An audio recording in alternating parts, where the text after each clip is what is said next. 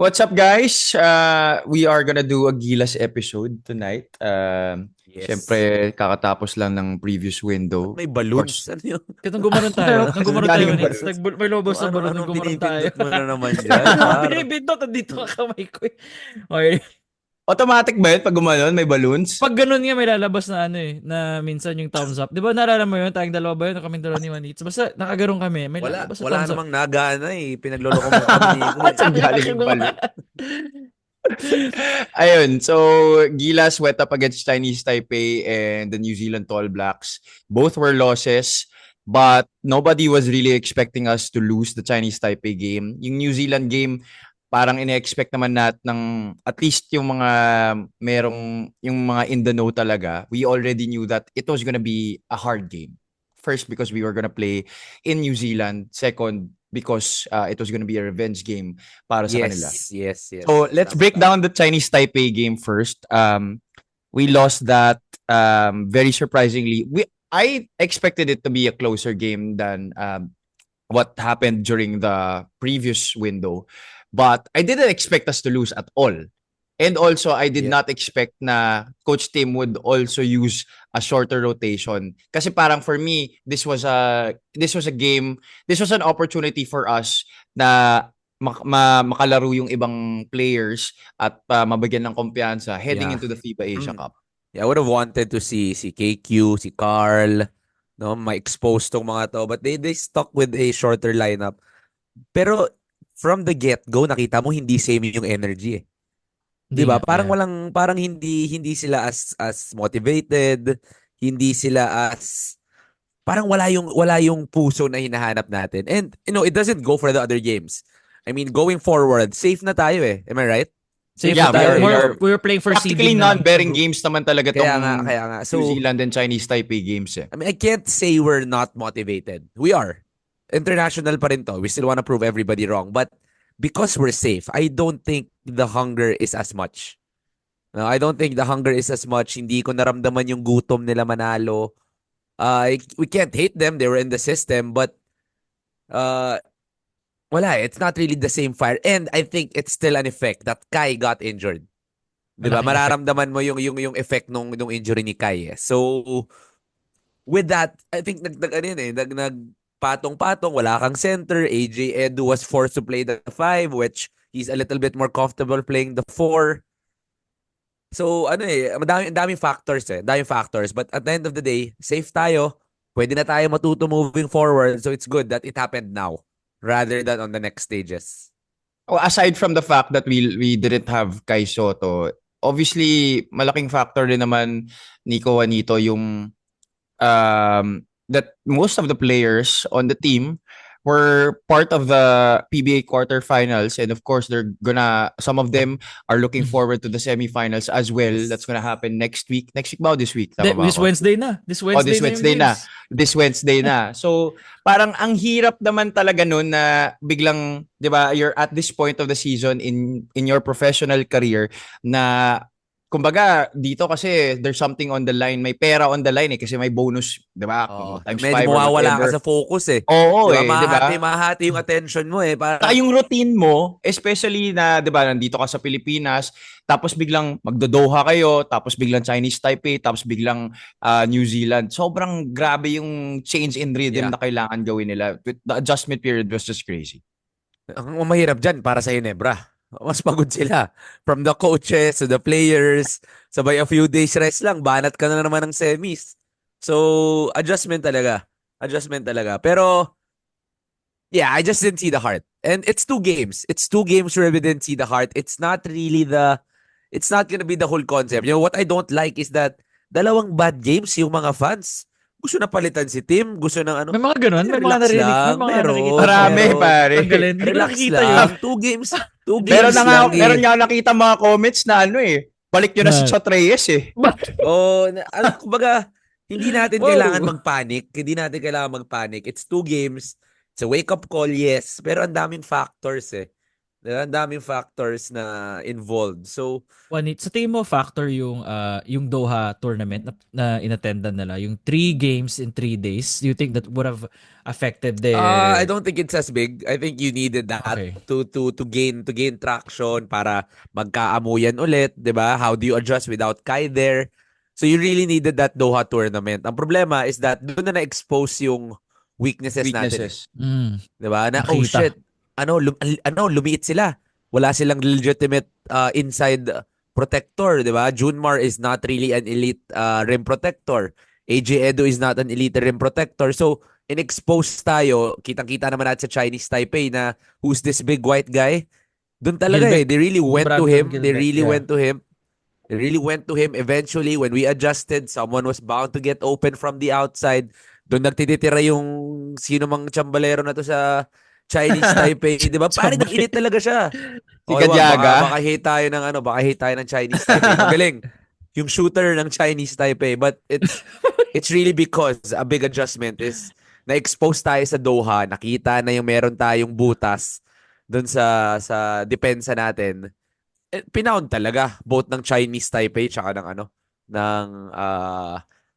New Zealand. At para sa Chinese Taipei din, aside from the fact that also they wanted to get revenge at us, but also they're fighting for their lives sa FIBA Asia eh.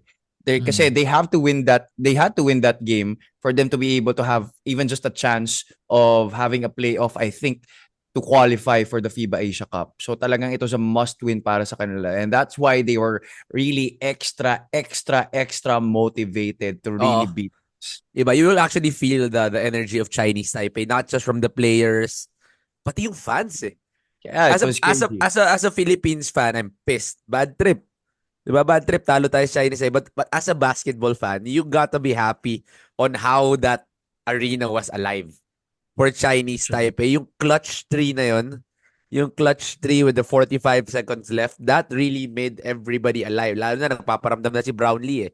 So for that's good for basketball, but for Philippines, it kind of sucks na natalo tayo sa Chinese Taipei. How long did they not beat us? Was it 12 years, I think. 12, Diba? 13, 12, parang 13 ganun. years? Around that time. Tagal pare. Tagal. And what is the rank of Chinese Taipei ba now? A lot of places below us. I 78. and tayo were in the ano ba tayo? 30s na ba tayo? 38 naman tayo. 38. I think nag-drop tayo ng konting-konti because of the window, because of the Yeah. Pero di naman far drop. Imagine Hindi 40 places up against Chinese Taipei. 38 against 78 ba yun, Nick? Malayo. I mean, at Malayo, before kasi malayo. nung before kasi at par tayo ng Chinese Taipei. Remember those days? 'Di ba?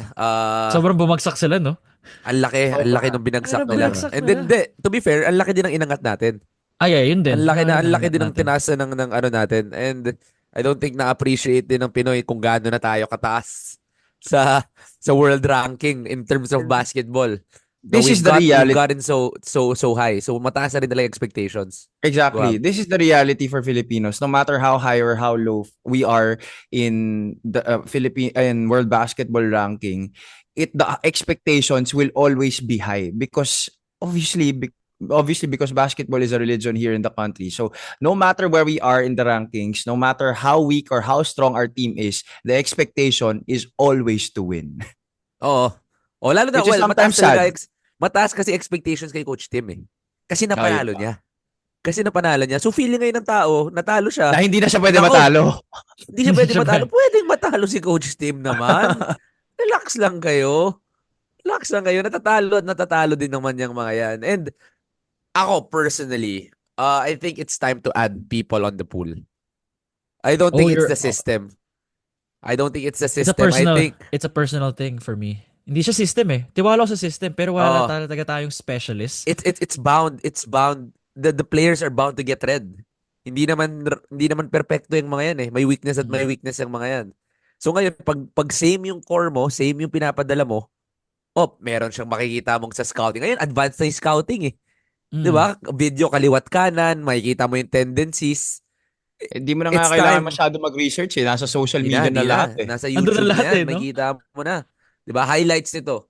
Right? So, and then makita mo kung kanino yung tendencies ng offense nila. Oh, when do they go to Dwight? When does the shooter attack? When does Chris Newsome have the go signal to attack? So, ngayong same pa rin yung mga core natin, yung go-to guys natin. I think it's much more readable.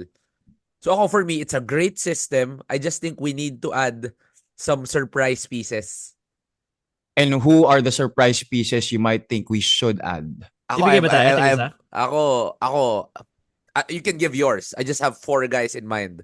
Oh, sige. Give your 4. Sige, we can give our 4. With We'll all, give our 4. ginest ako kay Sir Nolly. There was another group that, internal interview, they just wanted to know my basketball. It's Nokum, Baltazar, QMB, and Heading. It's the 4 guys, I think. Nokum, ha? This early? Na- You're gonna put Why Adrian Nokum? Adrian? Yeah. Why Adrian Nokum? Oh, why Adrian Nokum? I just think that he has The other 3, I totally get it, especially QMB. But why Adrian Nokum? That's a number very 1, interesting- sobrang revelation siya ngayon sa PBA. Diba? That's true. Yes. I think he's a good mix of Cyrus Baguio and Scotty Thompson. He's like in the middle of those two. So, Okay. elite Filipino basketball, pero pwede mo siyang ilagay sa sistema ni Coach Tim. Hindi siya bara-bara eh. Hindi siya bara-bara. He can play the 1, he can play the 2, tapos matapang. Yun ang pinaka-importante pag Filipino basketball ang branding mo. Matapang. Yung tapang ang kailangan mo. 'Di ba? Yung mas mahirap for me ituro yung tapang kaysa sa IQ eh. Yung Ah, IQ tama. matututunan mo yan. Pero yung tapang ni Nokum, bro, I feel that it's the perfect way to have that Filipino brand of basketball in the international stages. So, kumbaga panggulat lang. Panggulat lang. Sino tong batang to? Bigla mong lagay si Adrian Nokum, 'di ba? That's my personal take. I just think he has that ability to play in an international level. And wala na, nahulma na to ni Yeng Yao eh. Nagawa na talaga niyang high-level character to si Adrian Nokum. So, why not give him a chance? Yeah, Ikaw, even who Coach do you think? even Coach Yang thinks that Adrian Nokum might soon be an MVP candidate, a perennial MVP Pag candidate. naging consistent lang daw shooting, no? Which, Oo. if he's gonna work on that's it. one. I think. Sorry, Sino who apat was mo? that again? So QMB, Ikaw, QMB, Sino yung apat mo? Heading, QMB, QMB Heading, heading Nokum, Baltazar. Baltazar. Sige, Nico, ikaw muna. Ako muna. Bolik, Matthew Wright, Heading, QMB, if na ano nga talaga, yung papeles nga niya, which is no, it's in the dark. We don't know anything about it. So, pero yun yung apat ko. Bolik yung yung because Bolik can playmake, 'di ba? But do you Maraming think times- that Robert Bolick can be successful in a Tim Cone system in the triangle offense? I'm sure hindi niya he will adjust. Hindi naman siya yung headache of a player na hindi ako yung sistema. He never ganun si Bolik. I've seen him in practice. True naman. I've seen him practice. He listens to Coach Jong. It also helps that Coach Jong is in the assistant coaches is in the staff of Coach Tim, which also helps dun sa transition if ever they're gonna consider him. And ang daming times, especially dun sa New Zealand game, the reason natambak rin tayo was Justin Brownlee only shot 8 shots. He only had 8 attempts, and that's because of the constant ball denial and everything. So, pag na-deny yung opportunity for Brownlee to score, who's the next guy? Yun yung naging problema natin. So, if naisip ko lang kung nagka-Robert Bolick tayo, it could have changed things as well. It would have eased. We have another guy that could create if mapunta tayo sa ganun. Personally, kasi I don't think Dwight wants the ball on a one-on-one. He Parang goes hindi through the ganun laro system. niya, He no? wants to be the secondary Hindi ganun laro guy. niya. Oh. Yes, yung gusto ko siya yung sobrang system guy niya, pero elite. 'Di ba? It's either He knows he his starts role. and creates or he's the secondary guy to be able to attack. Pero ayaw niya yung, ako. Akin to. Hindi siya ganun eh. He's not that Kiefer Bolick type of player na if someone needs to get that ball, Baka na yan. I'm gonna step up. I think, tama ka, Bolick could be that guy. Ikaw, Habs. Okay, but I just have to ask this question before I give out my 4. But don't you think that it's really more of Coach Tim using more players rather than adding more pieces to the pool? If he maybe used guys like KQ and Carl more, wouldn't you think that would be better rather than adding more pieces and therefore having more people to teach and get inculcated into the system?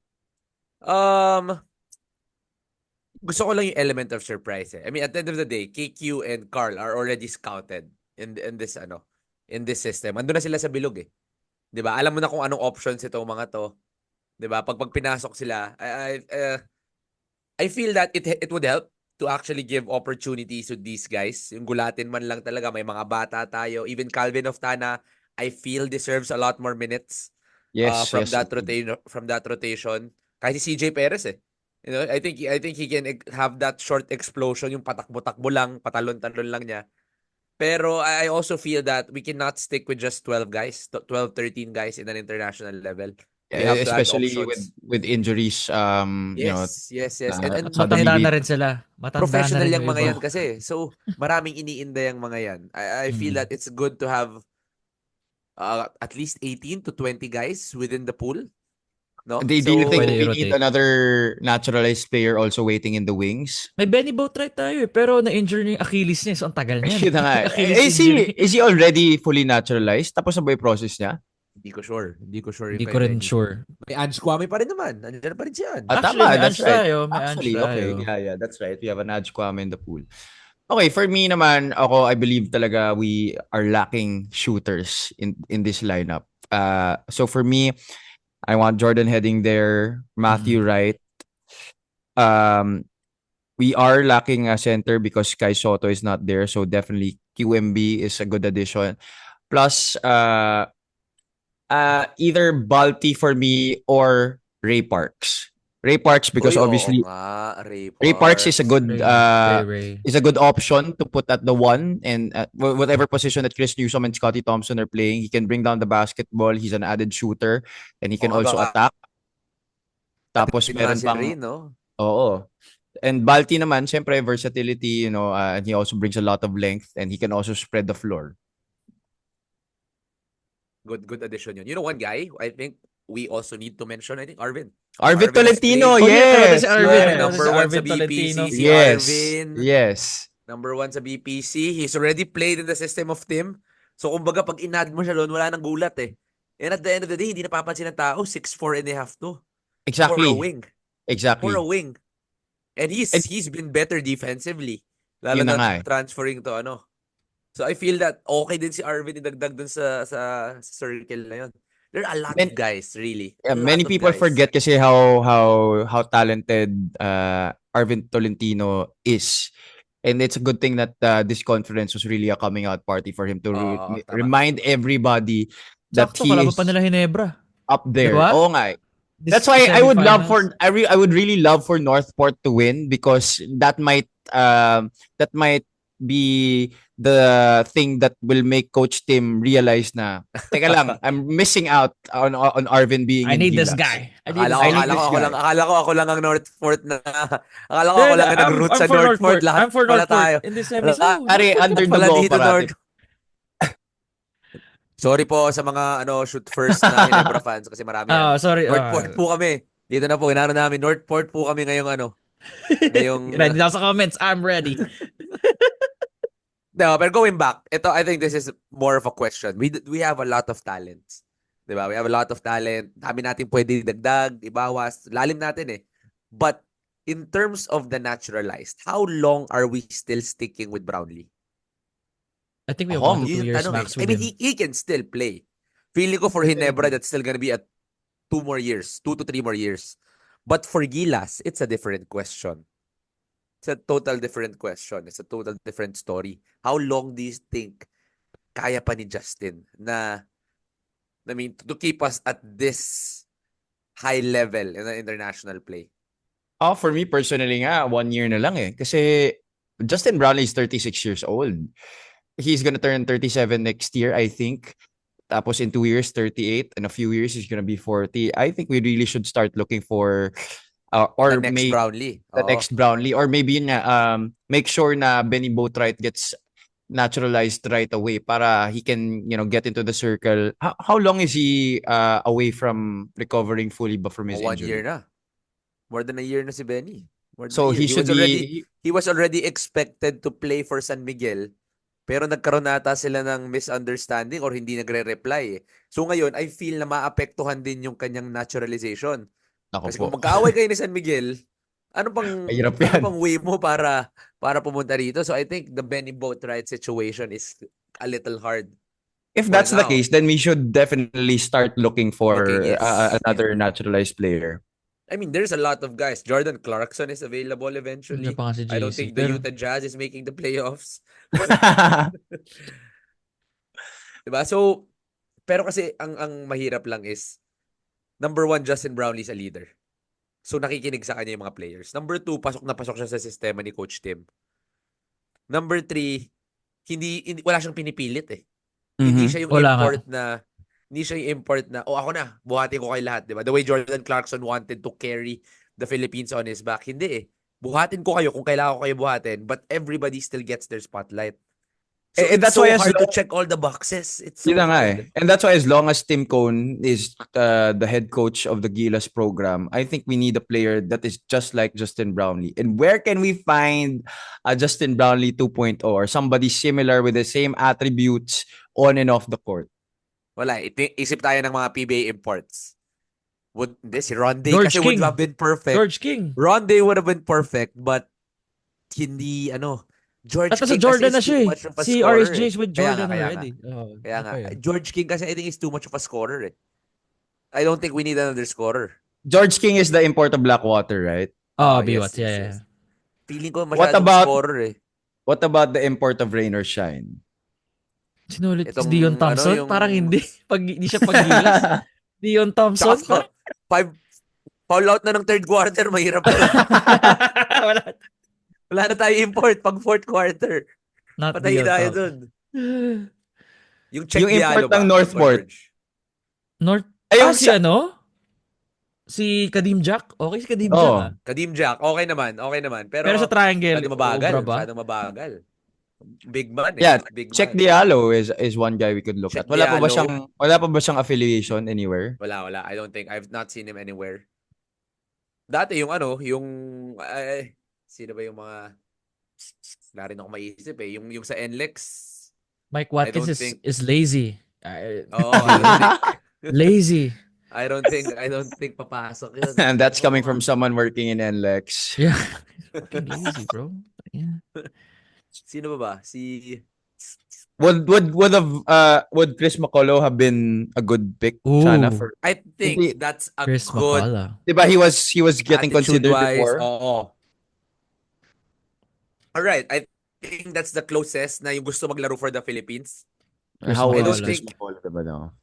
Bata pa yun. check. Wala pang 30 yan. Or at least siguro 30 max. Chris Macala age. Oh, tama. 29. 95. 29 He's yan. just a year younger than me. So he's 30 na. He just turned 30 last February 5.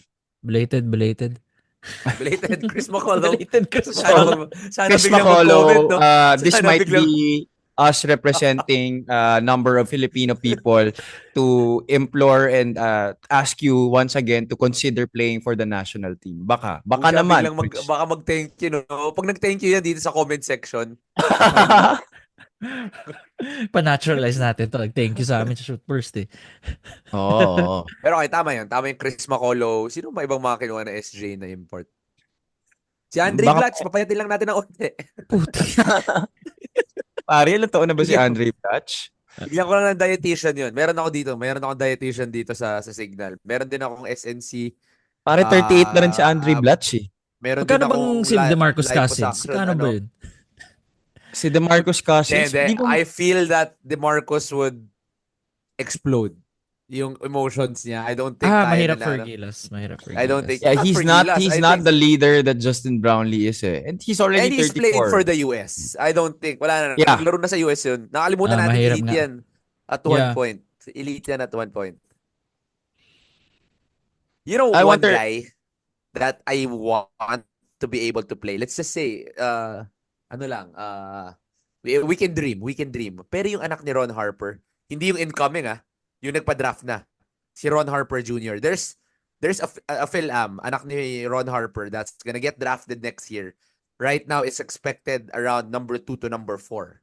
Ganun kagaling yung pangalawang anak. Pero yung panganay niya is a 6'8 stretch 4 with Filipino blood. Bakit So, I yung don't know pangalawa how ba? Hindi. possible. Ibang ano ba? Ibang Hindi, nanay? ganun yung And hindi, nagkalabuan na naman tayo. Yung pangalawa kasi gwardiya. Yung pangalawa gwardiya. Okay. Okay. Pangalawa gwardiya. Yung una, Pero pareho industrial nanay. store. Pareho nanay yun. Oh, pareho. para sabay Pareho na. yan, pareho yan. Okay. May make sure na. Baka loyal naman si Ron Harper. Pati yung personal na buhay. Hindi ko sila si Ron Pinakialaman Harper. nun eh. Malay mo lang, di ba? I mean, it happens. It's a Mm. reality. Tama. Shoot first chismis. Ron Harper Jr. Wala, ang thinking ano lang yun. Thinking, ano lang, parang imagining Mga lang wishlist naman mo ako. lang. Pero, Basically, wishlist wishlist lang. Okay. Wishlist lang. I want to do an episode where we just make the best Gilas lineup possible. Yung Siguro, walang before lang. Asia Cup. We Before can- the we can start do that of before the sa Asia Cup. August. Walang Gawa tayo. lang. Tao dito, walang restrictions. Diba?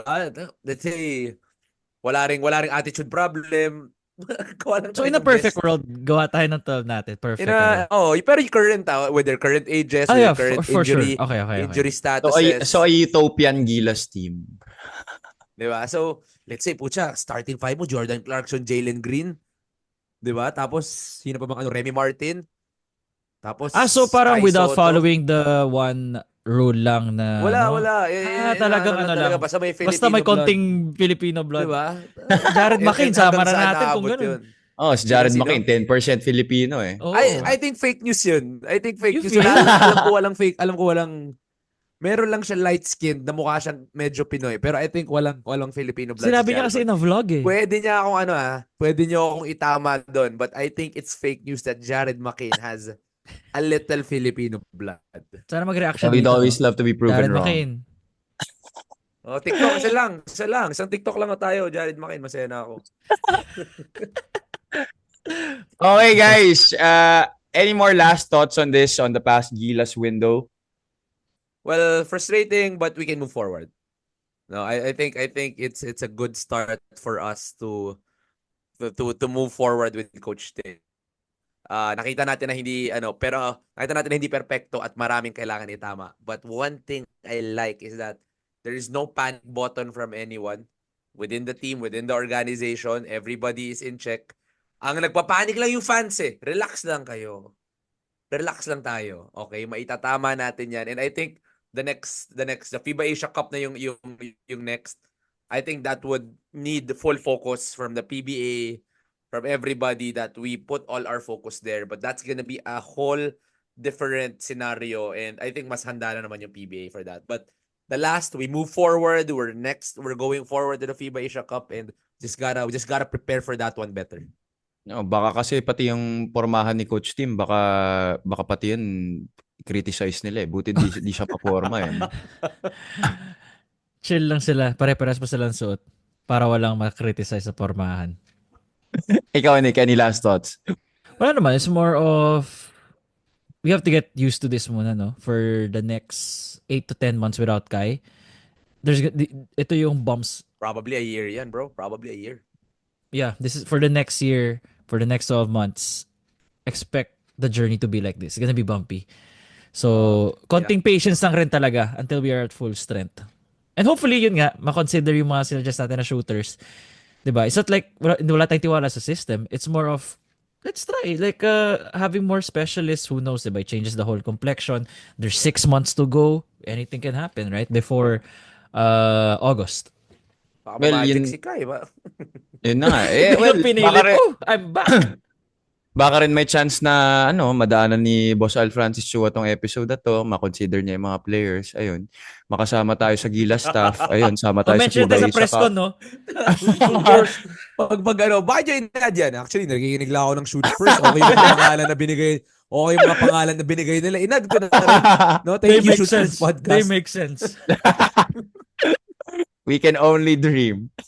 Sabi nga ni Mikey, dito sa Shoot First, wishful thinking lang kami dito. Oh, wishful thinking. Personal. Kaya nga kami podcast lang eh. Thoughts lang namin to nilalabas namin through this episode. Pero wag niyo kaming isisi kung hindi sila na-add or may natatanggal or may wala po kaming kinalaman sa mga decision. Wala kaming papel. Wala kaming papel doon. Okay, wala kami. Di po kami kasama sa selection process. Pero malay mo, baka dahil dito nga makasama na kami, So tingnan natin. Pag ganun doon yun kami pwede i-criticize. Pero until then, sorry. Pero sige, malay natin, di ba? Nanonood sila. I-comment nyo na rin, guys, kung sino yung gusto nyong mga idagdag sa Mismo. pool. Wag naman Oo. sobrang dami. Dati nagpa-comment kami, dinagdag ata lahat ng posibleng mga pangalan eh. Yung mga ano lang, yung mga possible. Maybe sa comment, maybe add 3, add 4, who you think would make an impact in for Gilas the next year. At least the Yep. next 1 year. Wag naman yung mga sobrang future pa. Diba? So Oo. let's try to look at that 1 year window. Who do you think can make an impact for Gilas? Yes, sir. Okay. Thank you so much, guys, for joining us for this episode. By the way, shout out ako kay Sir, former Gilas team manager, Sir Butch Antonio, who visited 225 to watch Alex Calleja Uy. last week.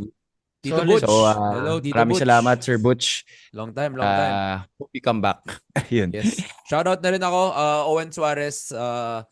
Pag PBA at local lang, lagi siya nanonood. So, shoutout to you. Yun. And to all the viewers, just good to be back and to be talking Gilas. Yes, I think sir. our next ep should be kung talagang binili na Yes, Terra Firma. That's a whole, Star Horse, whole yeah. new episode. So, wait for that, guys. We'll Abangan natin. also release Abangan a natin new pag episode for that. na-finalize na. All right, guys. Thank you so much. Good night. To you, boys.